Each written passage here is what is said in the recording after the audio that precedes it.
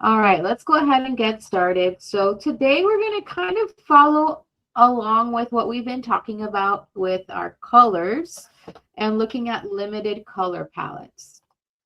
So just as a reminder, in order to pass this class, you need to be uploading to Canvas. So if you have not gone into those assignments and uploaded, please make sure to take some time to do that this week so that we can get those grades in. Okay, you won't be able to pass unless you upload your artwork. All right, that was just a reminder. Today we are going to be we're going to be making art together. You're going to need a paper, a pencil, and something to color with. We're going to be using different colors, so that could be maybe markers, crayons, colored pencils. If you want to use paint, you can. It just might take a little bit longer as you're waiting for things to dry. But let's go ahead and grab our supplies. We'll take a little bit of time to do that now. Again, you'll need a paper, you'll need a pencil, and then something to color with. So let's take some time to grab those supplies now. And this should only be 3 minutes, not 8 minutes. So let's take about 3 minutes to grab our things.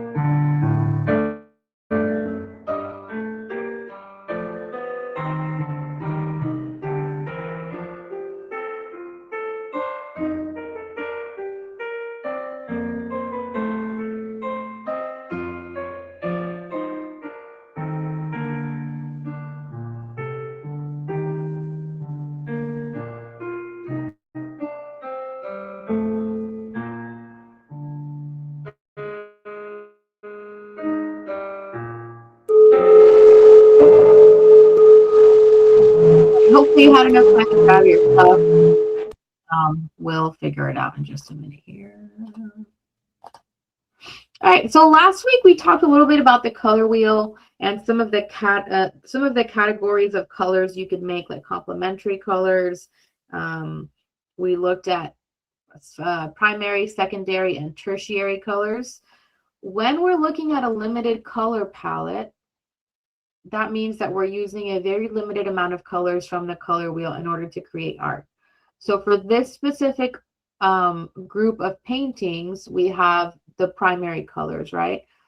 This one here has primary and there's also orange. Okay, so it's not just yellow and orange. But again, very limited, gives a very interesting effect to when you're making artwork. Here is an example that might not seem as obvious, but again, this artist, when they created this art piece, used a very limited palette, just these 4 colors. And yet they were able to make this artwork with just that palette, and it works. So sometimes artists will use these limited colors to be able to understand how to really look at something for a long time, even if you don't have all the colors available, but also how to give it a specific mood. Okay, so this is the Blue series by Pablo Picasso. I want us to take a look at these artworks. And then just tell me in the chat or raise your hand if you'd like, but just kind of tell me what kind of feeling or what kind of mood do these artworks show, or does this series of artworks show?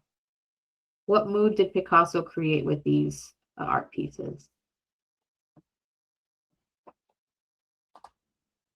You can type it in the chat or raise your hand, up to you. So what kind of mood do we get from Picasso when we look at these artworks?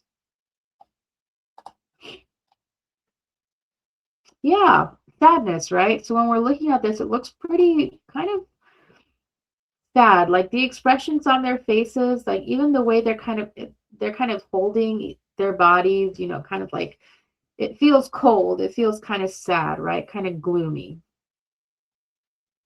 So he did this series, and it was using the color blue, and it was to portray that sadness. I believe this series was after, if you guys have not heard of this, but Picasso,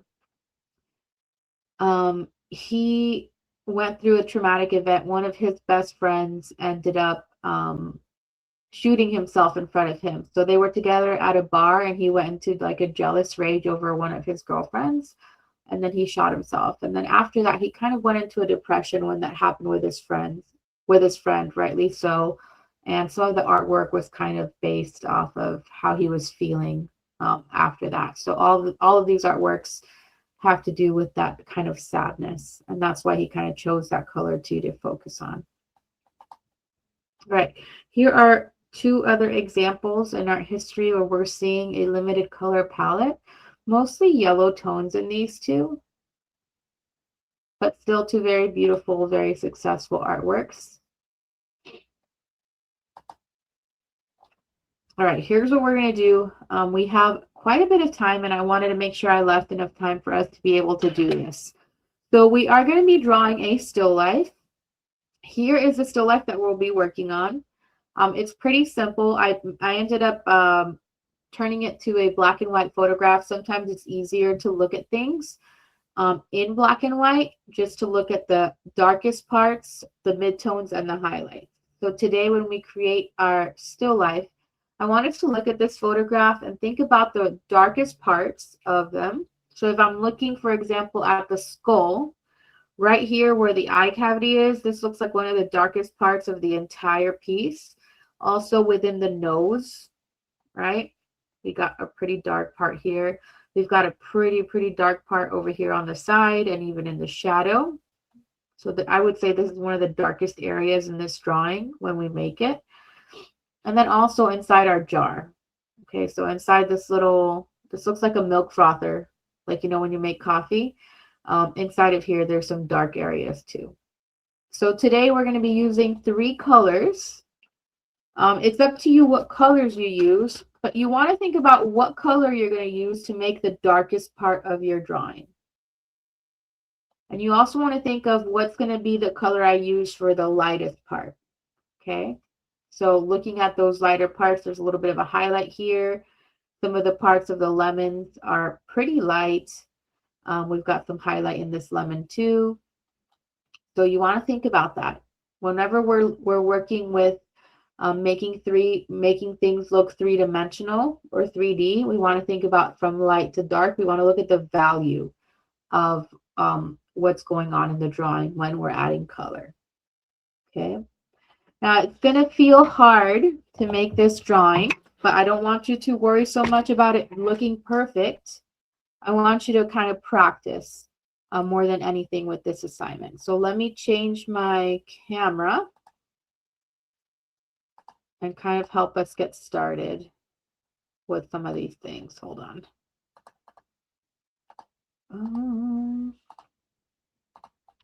Here we go.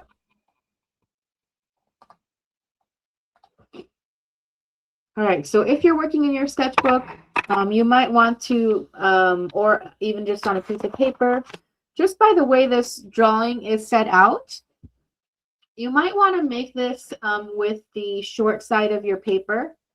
Sometimes they call this the hot dog. Wait, is it the hot dog? No, it's the hamburger style.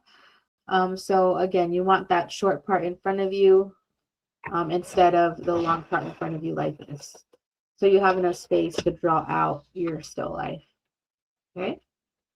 So first thing we'll do is we're going to take our pencils and we're going to go in and just kind of lightly sketch out what we're seeing on the screen.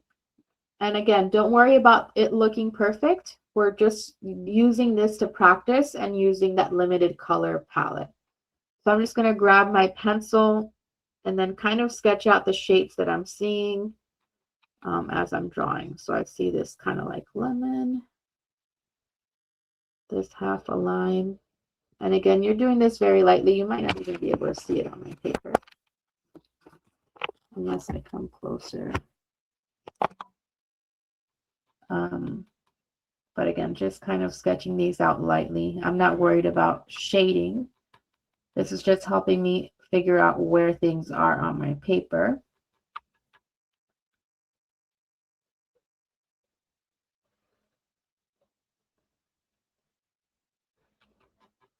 Again, just very lightly putting in those shapes.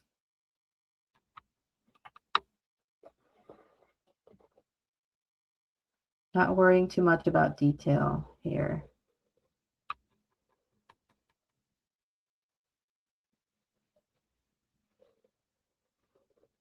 Okay, so more or less the skull's there. And then I've got another lemon.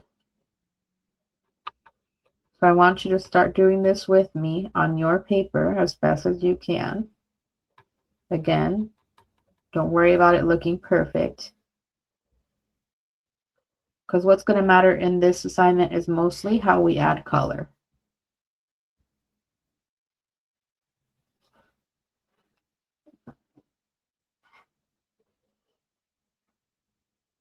And behind these, there's this milk jug.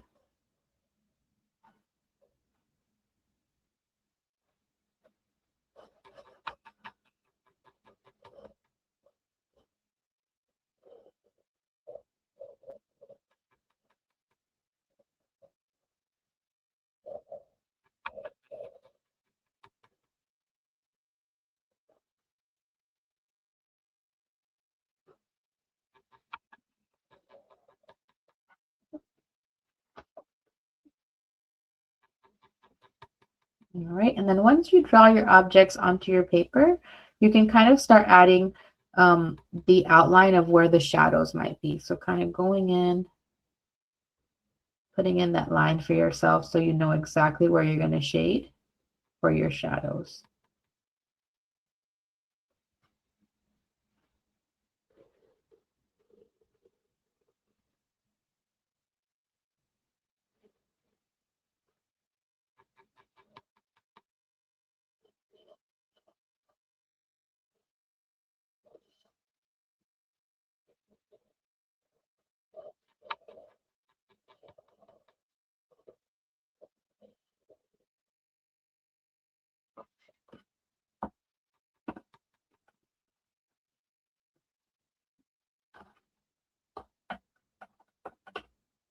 All right, once you have outlined your objects onto your paper, I want you to think about those three colors you're going to use, okay? So I'm actually going to be doing this with my little twisty crayons. Again, you can use any supplies to fill this in. So I'm thinking of what the lightest color might be for mine. I might go with like yellow for my lightest. My darkest, I might do a blue. And then for my mid-tone, I might do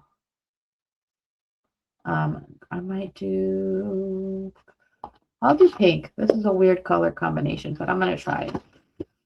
You don't have to do the same colors as me, but when you do choose your colors to work with, again, think about what your darkest color is going to be, because that's what you're going to use for like your shadows, and some of the darker areas in this drawing. And then think of your lightest one. Okay. So typically when I do a drawing like this and I want to think about making it look realistic, I'm looking at those darker tones first. I'm going in and filling in my darkest areas first. And then because this drawing is with 3 different colors and one of them being yellow, I don't want that yellow to get wasted. So I'm going to make sure that for my lightest parts, I put in that light part first and then come in with those midtones. Okay, so I'm going to show you guys what that looks like with my own drawing. But before we keep going, let me know how we're doing so far in the chat. If it's moving too fast, I can pause and wait for us to get to this step, but let me know where you're at.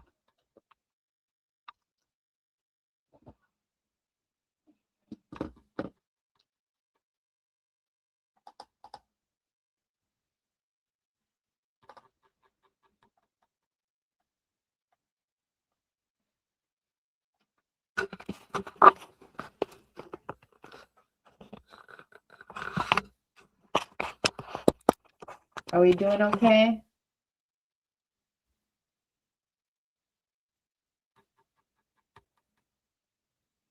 Okay, cool. I see the thumbs up. All right. So again, by now, hopefully you have sketched out some of those, an easy outline of what you're seeing. Again, you don't want this to necessarily be perfect. What we want to practice today is using those 3 different colors to kind of create a little bit of a limited color palette. So again, you want to start off with those darker tones. I want you to take that color you're going to use. That's going to be the darkest parts of your drawing. And then let's go ahead and start adding that color to those very dark parts. You can start off shading in lightly at first and then coming in a little bit darker. But let's look at the areas in this drawing specifically where there's some pretty dark parts. Okay, so I'm going to point them out really quick again. Inside this cavity for the skull, these are pretty dark. Even on the side of the skull, there's a dark area here. We have our very dark shadows under the skull and under this lemon and this lemon too. These are pretty dark. It's also pretty dark back here on this side of the jar. And then we also have some pretty dark areas in the jar as well. So let's go ahead and take some time to add some of that darker tones into our drawing.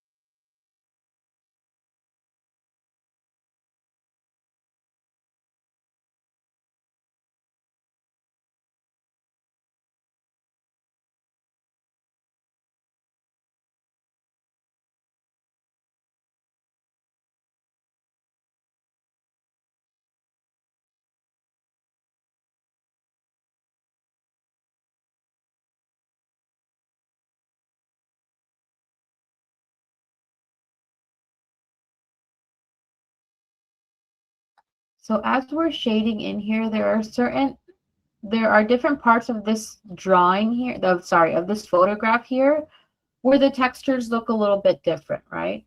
So even though this part of the skull is dark, if we look closely, there's some areas within there that are still lighter than other areas. So we want to try our best to kind of look into those areas that are a little bit darker, and then just go in and kind of make those areas darker. So it's good to kind of start with a lighter shading and then kind of go from there. And then there are some textures that, because of depending on, like I'm using these little twisty crayons, we're just not going to be able to completely put in there, and that's okay. This skull has a whole lot of like almost looks like dirt on it. We might not be able to get all of that, but as long as you're coming in and kind of shading to give that shape, that's going to really help. So again, we're coming in, we're putting in our dark parts, and then we'll go in after with some of those lighter parts. But let's go ahead and take some time to do that now.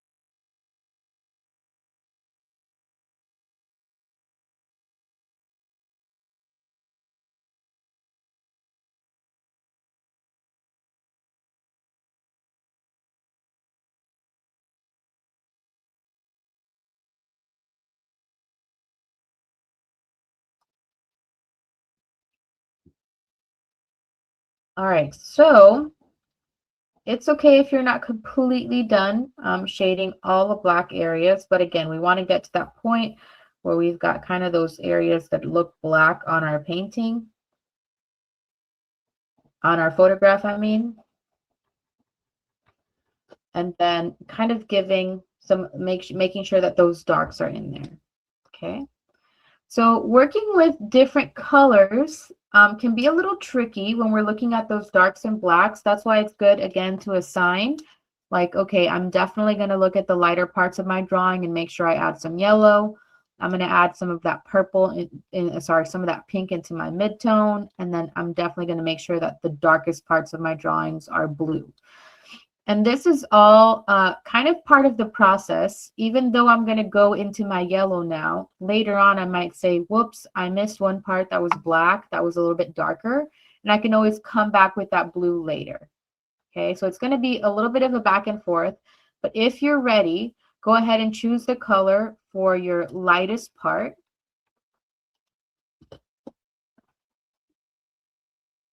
And mine's going to be yellow. So some of these lighter parts are like where we see, for example, one of the lightest parts in this entire drawing is right here, this with this grind.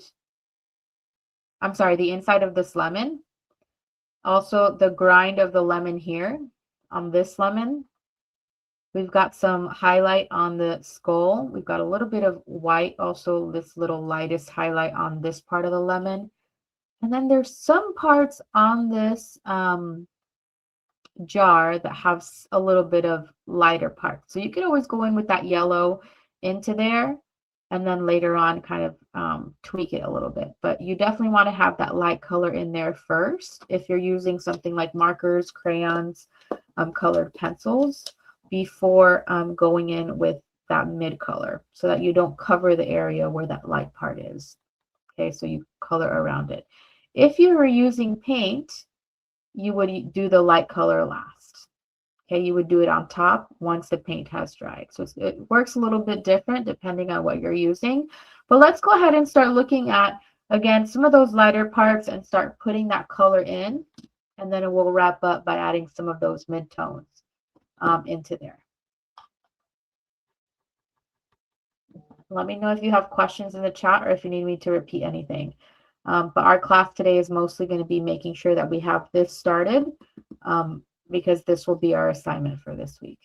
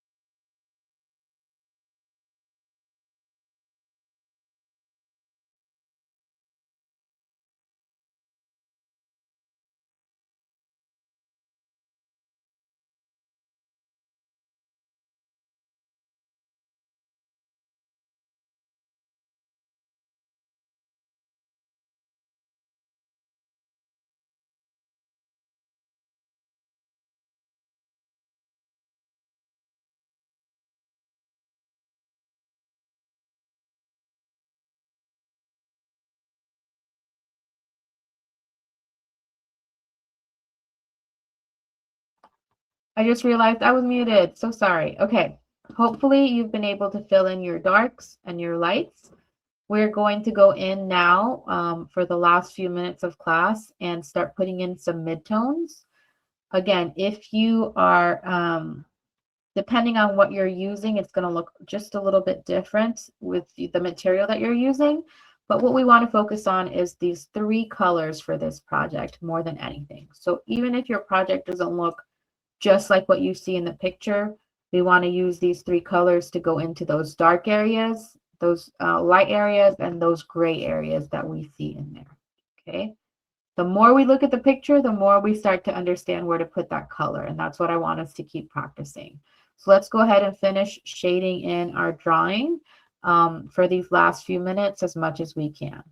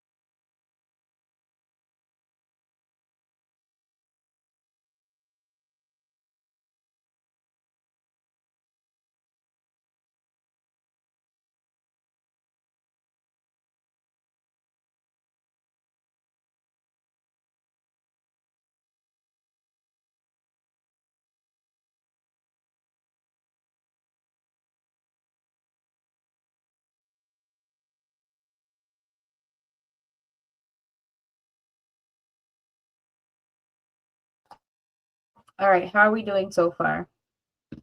Let me know in the chat. Give me a little thumbs up or a thumbs down. How are we doing with our drawing so far?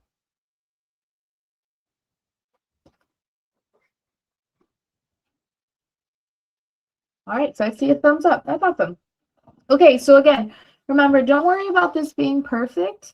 Once you have come in with those light tones, with those mid tones and those dark tones, if you did want to go in with that same color, so for example, up here I have some mid tones, and some of these parts are a little bit darker, even though they're still gray. I can always come in and kind of shade a little bit more in some of these areas to make them a little bit darker as I'm working. So you can definitely do the same thing for yourself when you are looking at some of these areas that might need just a little bit more shading.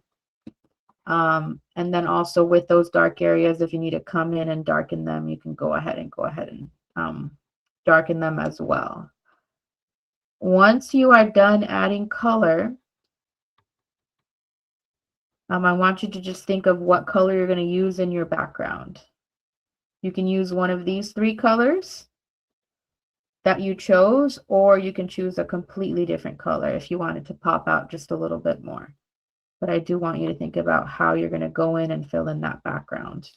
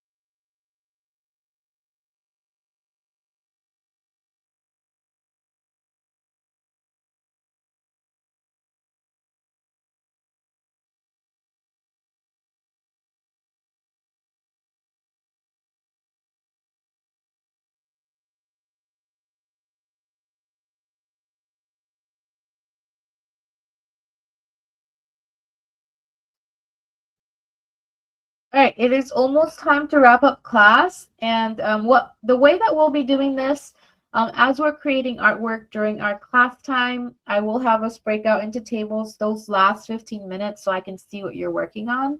Today, we're not going to worry about that. I just wanted to get us started with understanding, like kind of going into those drawings, starting with this first drawing. Again, don't worry about it being perfect. The more we practice, the better we'll get. And as long as you are going in and doing your best to shade in with those colors, you're going to be fine. Don't worry again about it being perfect. But as we keep working on these, we're going to keep training our eyes to kind of look for those dark parts, those middle grays, and then the very lightest parts of our paintings. Okay.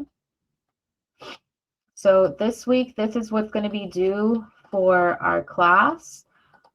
If you are not completely done, that's okay. You do have till the end of the week to turn in your finished painting. But let me go ahead and show you because it will be on our schedule. Oh, hold on. It is not on our schedule yet. I will add this assignment to our schedule, but you'll see this slide on the assignment, and then you can just upload your finished drawing to that assignment. Okay? Any questions before we head out?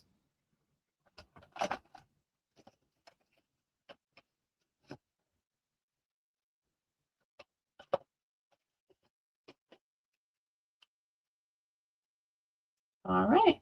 Thank you, Camry. All right. If there are no questions, you guys are free to go. Please make sure you just finish your drawing. I will go ahead and upload. I will go ahead and, publish the assignment right now so that if you're done, you can go ahead and upload and be done for the week. But this is what we're working on. Again, if you have any questions, just feel free to email me and we can do a help session along the way if you need it. Okay.